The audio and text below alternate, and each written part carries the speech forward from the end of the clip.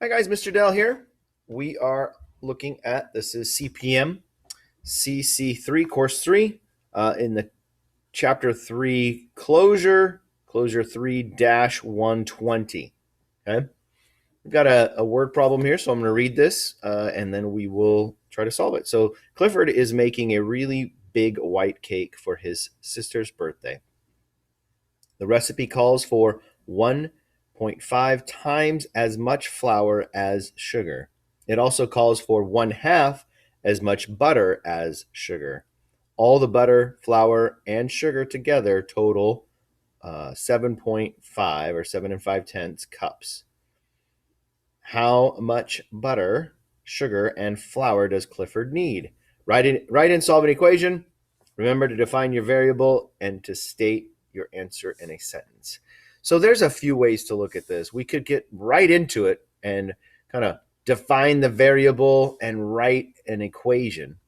But I have been using a table of values to a guess and check table to show you this process. So I want to do that again just to make that connection, and then we'll go right into looking at what the equation would be and solving the equation for our answer, right? So we've got some certain situations here, right? So we know we're talking about the total, right? So I know I'm going to have at the end of my table, that's going to be my check, is going to be the total, right? That's going to be my check.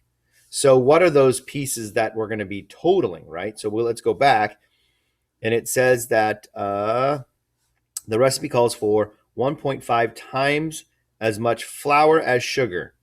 So I know I've got sugar to deal with, I've got flour to deal with, and then it says it also calls for 1/2 as much butter as sugar. So, and I also know I have butter to deal with, right? So here are my variables, my parts that I'm going to go ahead and total, right? In my total, I'm going to be adding the sugar plus the flour plus the butter, and all of that needs to equal 7.5 cups. Right, so that's my check, if you will, that I'd be dealing with.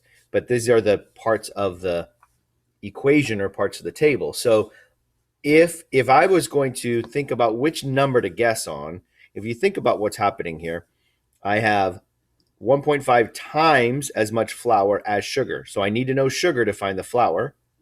So remember, sugar would be that independent variable. Flour is dependent based on the fact that it needs to know sugar. And then 1/2 as much butter as sugar. Again, sugar is independent, and butter in this case would be dependent upon that number there. So I'm going to be guessing on flour, right? And I know whatever I guess here, I know it's going to be, flour is going to be 1.5 times as much sugar. So I'm going to take, and I'll just make a little note here, 1.5 times my sugar, right? And then butter, it says it's 1/2 as much butter as flour. So this, I'm going to multiply 1/2 of the sugar amount to figure out the butter.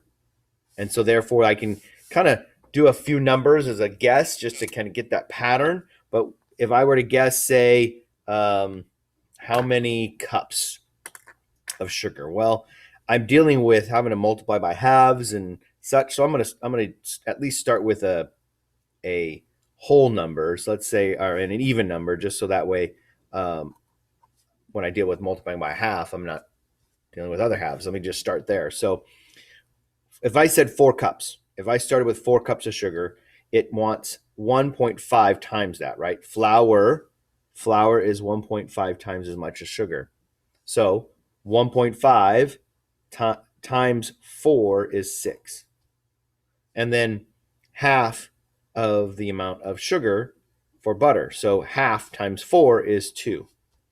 All right, so here's my guessing, my initial guess. So to check it, it would be 4 plus 6 plus 2. Does that equal 7.5?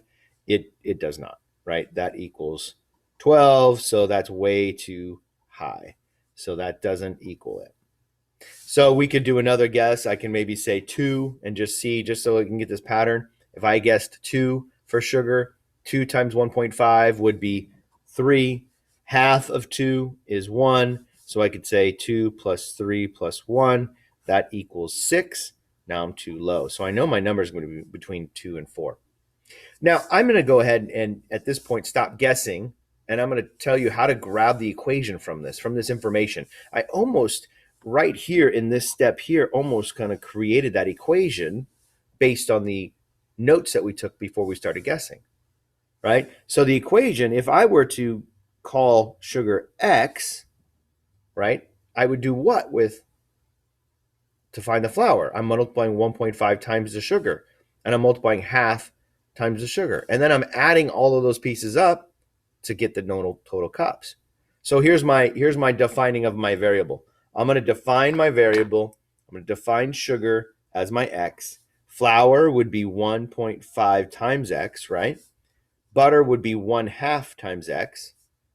And then my equation, so there's my variables, my variable terms. My equation then would be X plus 1.5X plus half of X equals 7.5.